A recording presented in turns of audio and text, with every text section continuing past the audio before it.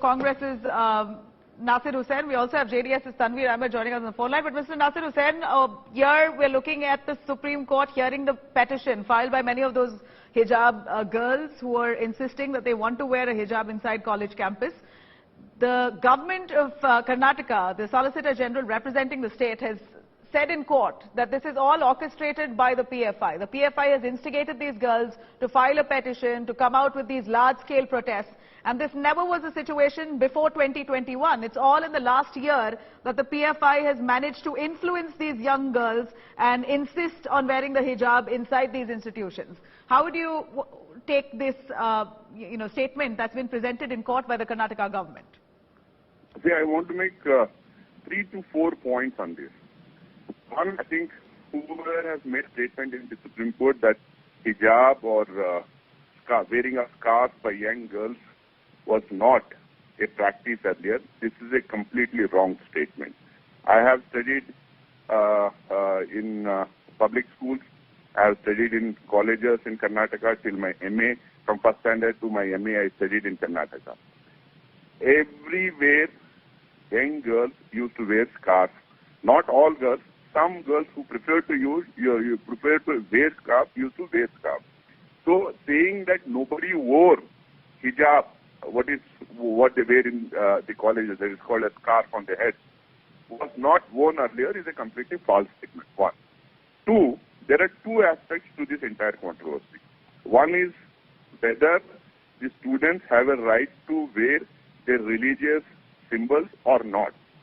If they have a right to wear their religious symbol, will the students of all communities be permitted to wear their use their religious practices, especially the dress?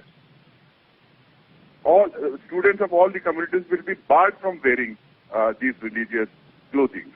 This is point number 2. Point number 3, on the violence part, I think violence part should be segregated from the permission or the legal aspect of it, whether they can wear or not wear.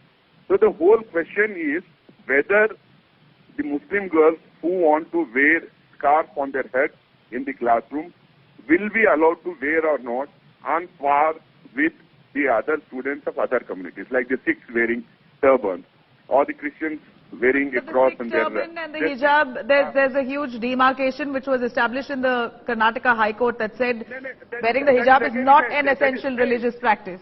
Nabila, that is according to Karnataka High Court. Let us see what Supreme Court will say. So that's what I'm saying. There's two aspects. One is the legal aspect and the violence part of it. In the violence part of it, the state government completely failed to stop the violence.